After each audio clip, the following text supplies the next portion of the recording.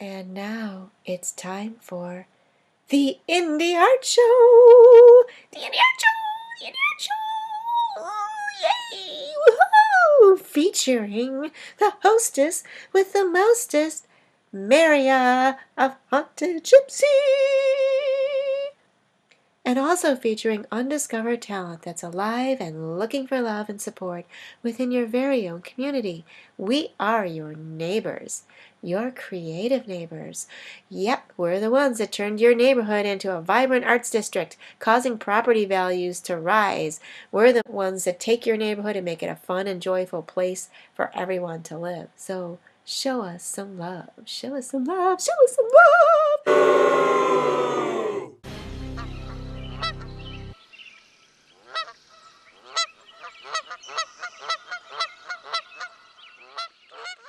Woohoo!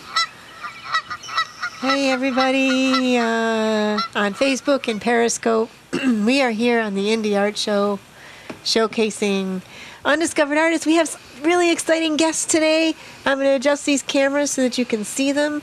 Oh my goodness, this is so exciting. You're just going to have trouble handling this. This is so exciting. So we've got on our show, we've got Darren from Locust Street Art. Darren is here, and let me do my camera thingy, got misadjusted here. And then we've got Chantal Ross, who is a motivational speaker. So Chantal is here, Darren is here, and I am here, and we are going to have a very exciting show today. We're going to discuss art and artists and creativity and all kinds of interesting, exciting things. So why don't we, how about we start with Chantal? Chantal, you've been on the show before. Yes. And today you are here, and you, oh my goodness, let me adjust my camera thingy here. So today you are here, and you're here in person too, because I think the first time we did the show, you didn't trust us, so you didn't want to come here in person, so you Skyped in, right? I Skyped. And now, and then your phone broke down, which maybe was a sign from the universe. Meant to be here. Yes, you had to come in person. Mm-hmm.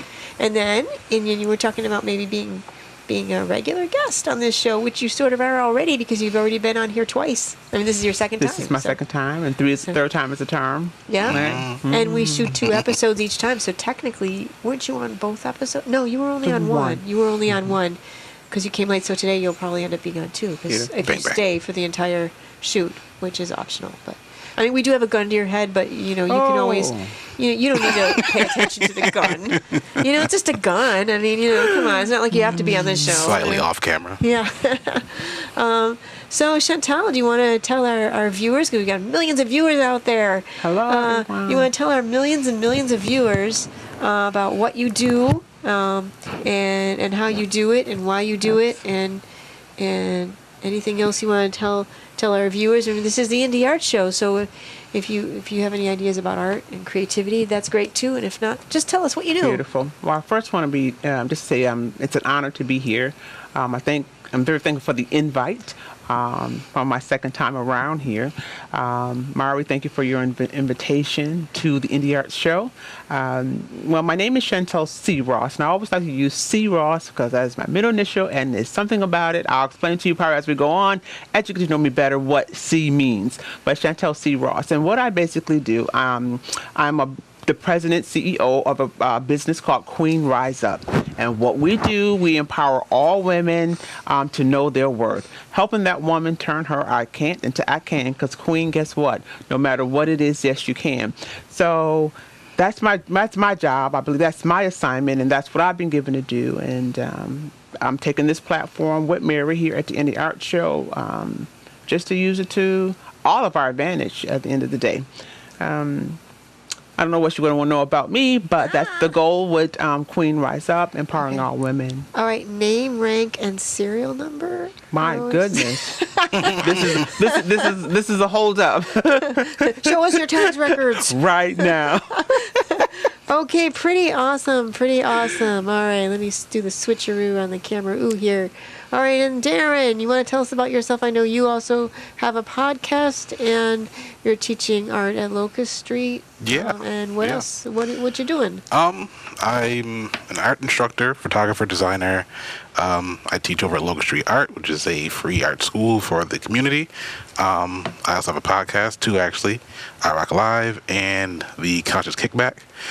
Both of which are just kind of me and my friends trying to, get our little slice of what the world is giving us and give it back. Have a dialogue.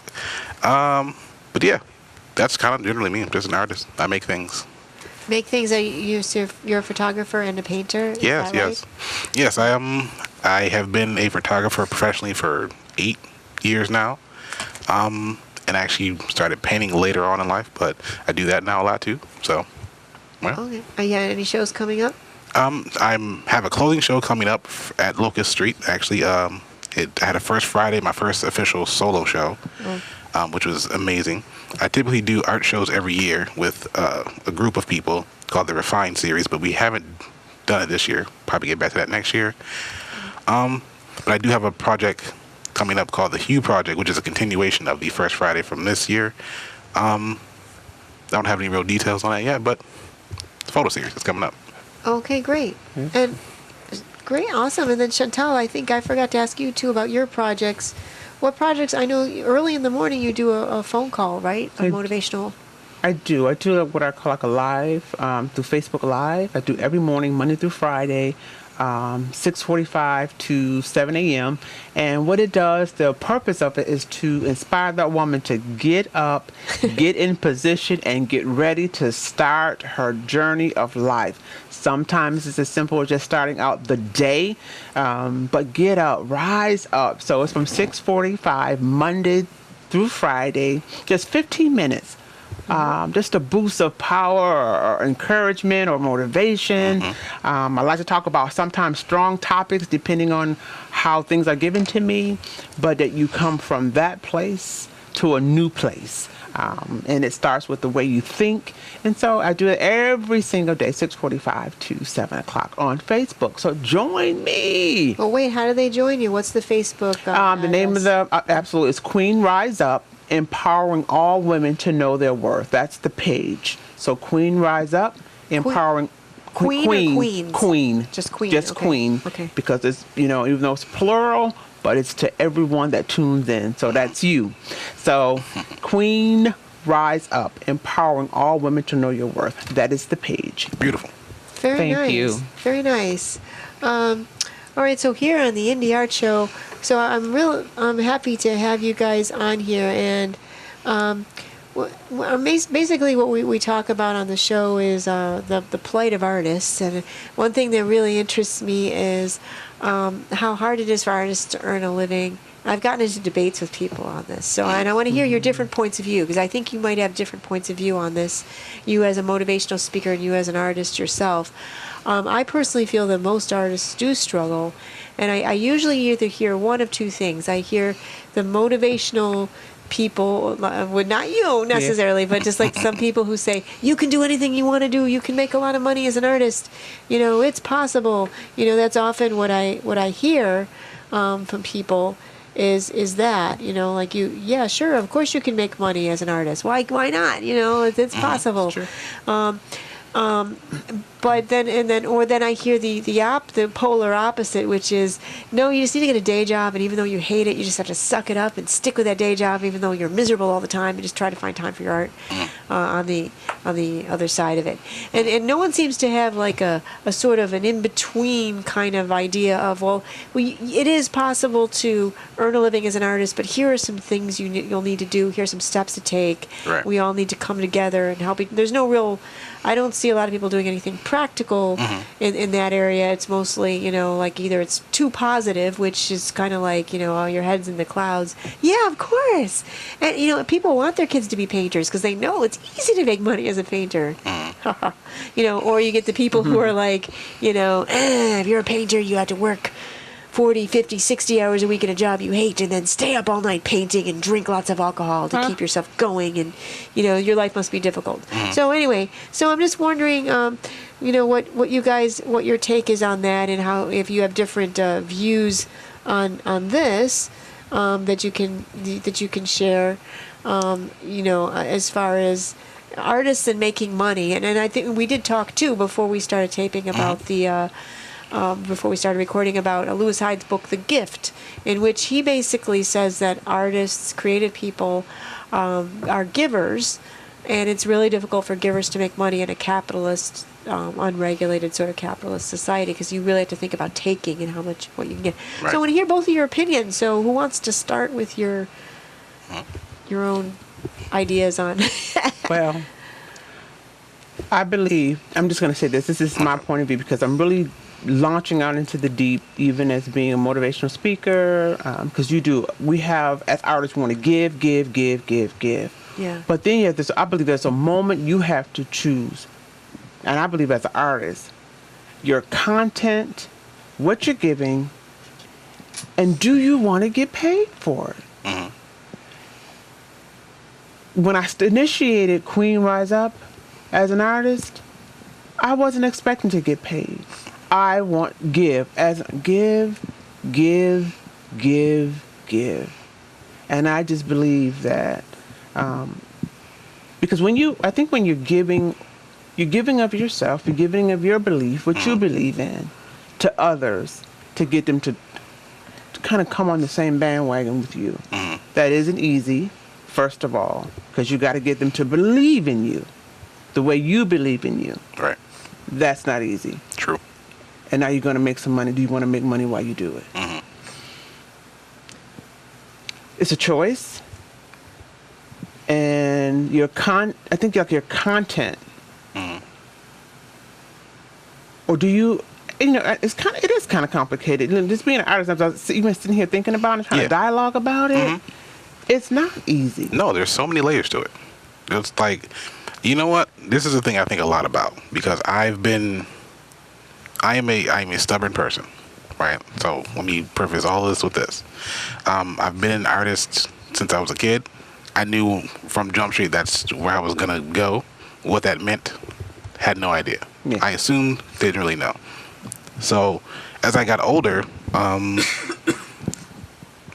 all the stuff that I've experienced has taught me that there's nuances to all of these things, right?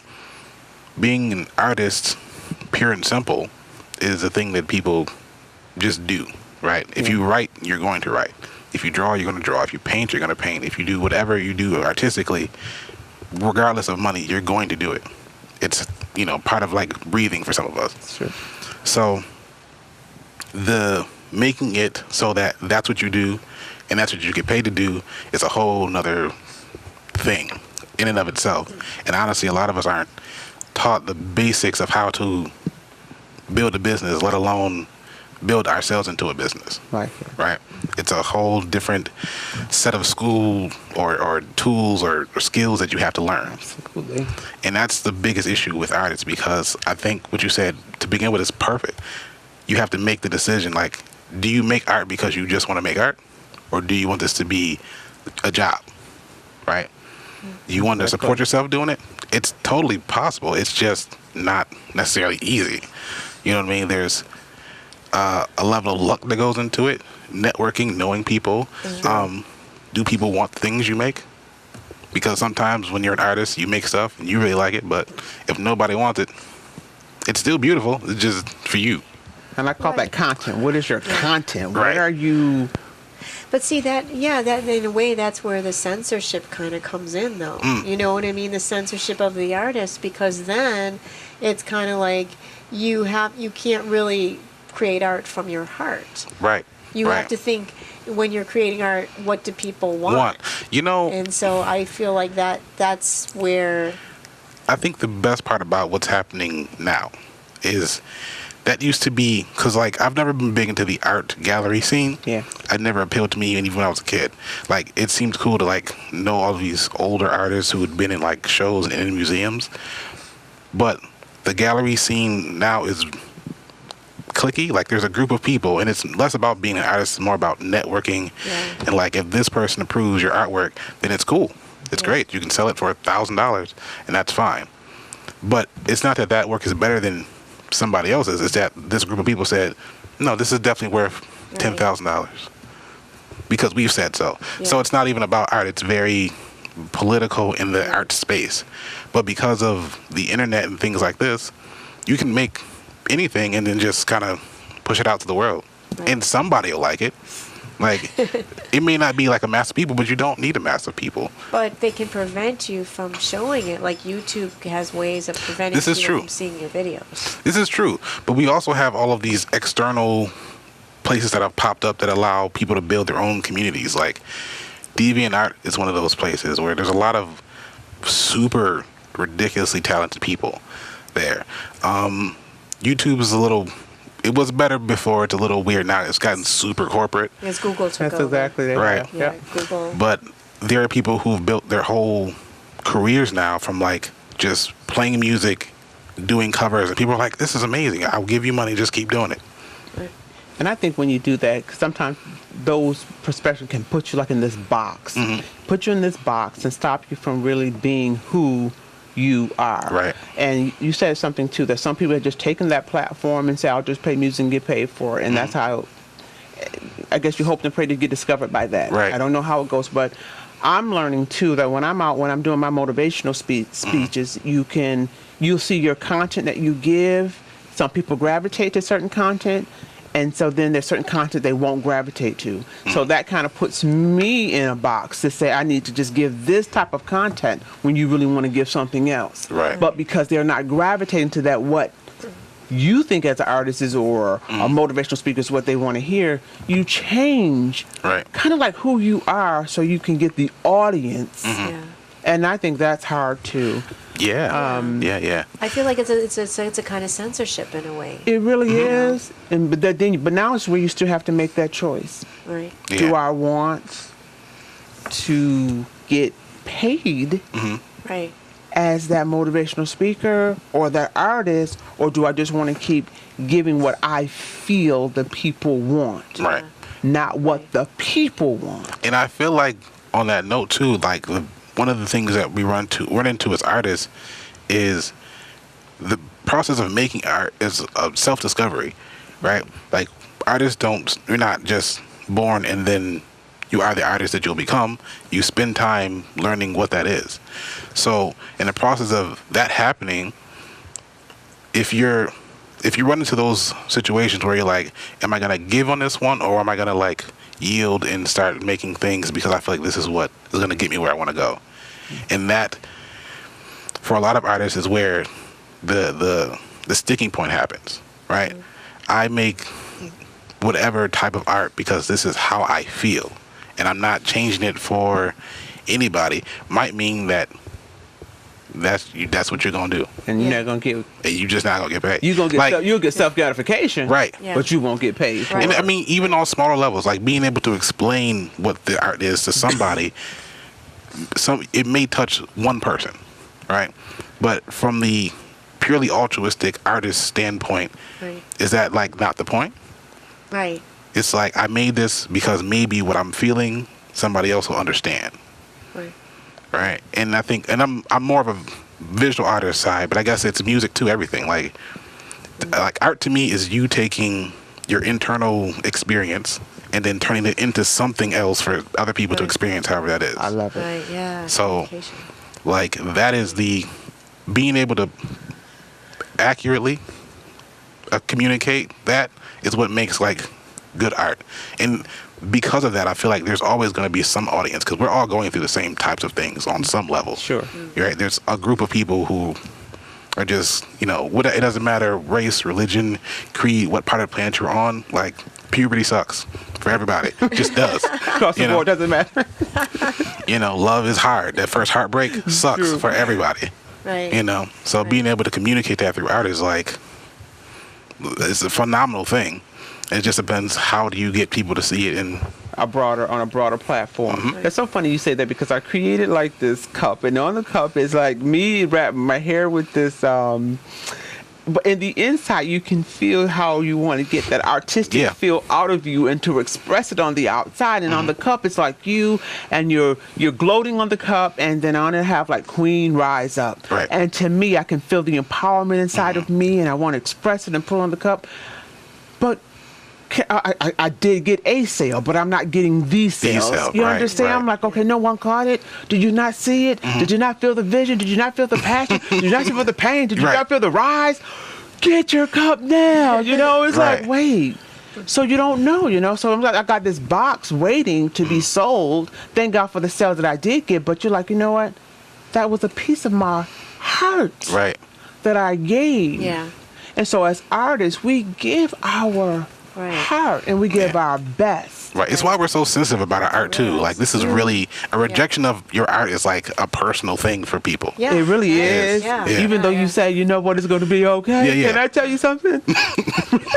And I think the average person doesn't realize how much work we put into it and effort and how much of our heart and soul we put into it. Like, most people just don't see that. Right. You know, there's this belief that you're born a talented artist and you have this great talent and you're, you know, and you know, and we got bumped off of Facebook somehow. Anyway, so there's that mythology, you know, that it's just like it's easy, you know, like you're just born with this great talent, you're an artist, and you know, so people think that's just this easy thing that you're just born with and you just do it. Right. You know. I think as an artist, you also think within yourself that it is easy because we're artistic and we are developers and we can see things, and you know, maybe that part of that left side of the brain is working a little bit more than the right side of the brain, and you can see your vision. Right. And so to you, it seems like it's easy to bring to you, but to get others to come into your vision is the key. So you can create the content, you can create the product, you can create the art, but getting somebody to capture it. Right. Absolutely. Right. Your audience. So how do you get your audience? Well, you know, I think part of what we go through as artists is, I think it's called Dunning-Kruger syndrome. It's when, as a person, you expect things to be easier than they are because you don't know what you don't know. Right. So when you first get into making, or you see somebody paint something, you're like, oh, I could do that, you know, and then you try it and you're like, this isn't turning out right at all. I don't know, you know. Or if you are naturally kind of good and you kind of get it the first time, you're like, oh yeah, I'm excellent. I could do anything. But you still don't know how many nuances go into like doing that on a recurring basis, right? So that's like the first part with like us. And then like, if you get past that point, right? Because sometimes artists will do weird stuff, right? We'll get very good at something and then find ways to like not just do it anymore. Like, money is a big block for everybody, right? Yeah. Especially like if you didn't grow up with it. True. So I think with a lot of us, we try to figure out how do people make money?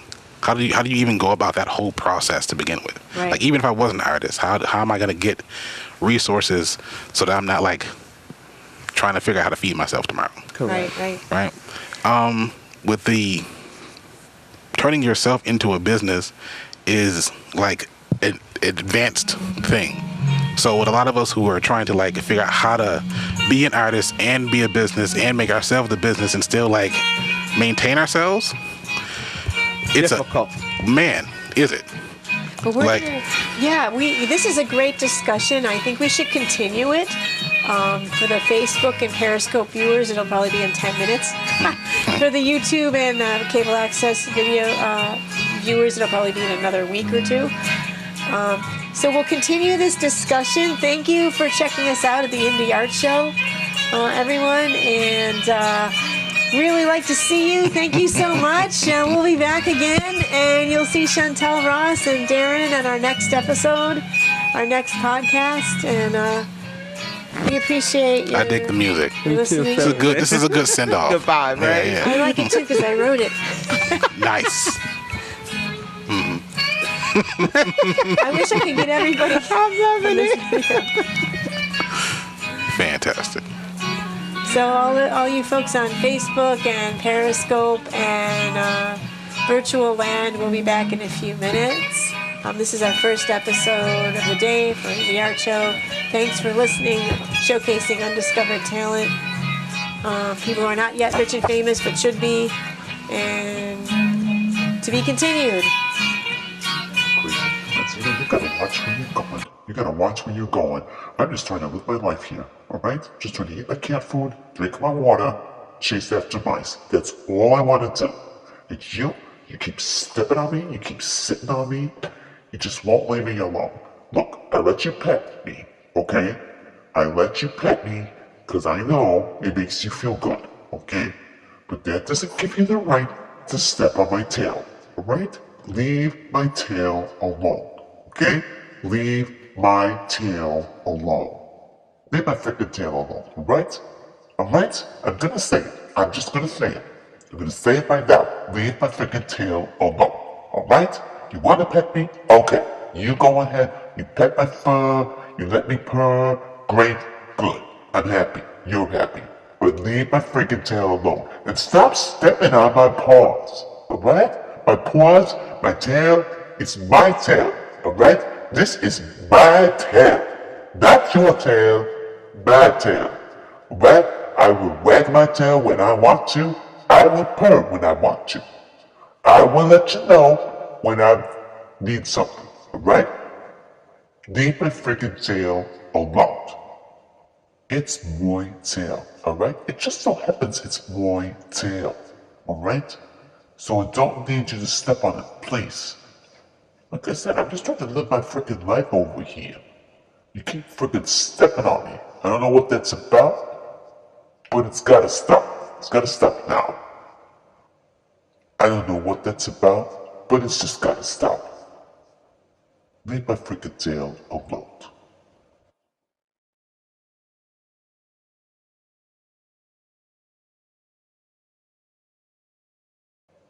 This ain't no dog's tail, alright? I ain't no dog, alright? So just go ahead and leave my freaking tail alone. Thank you.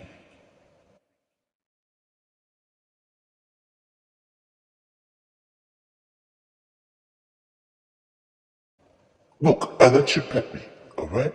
I let you pet me as much as you want, alright? As much as you want to pet, you go ahead and you pet my fur, alright? Because it feels good.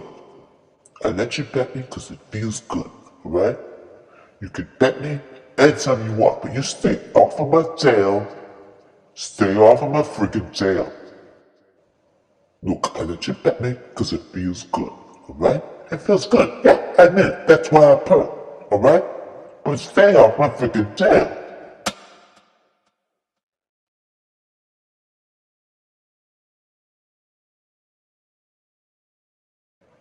That's why I purr, alright? A cat purrs because a cat feels good. Yeah, it feels good when you pet me. I admit it. I like it when you pet me. But just stay off my freaking tail. Stop stepping on me. And stop stepping on my tail. Thank you.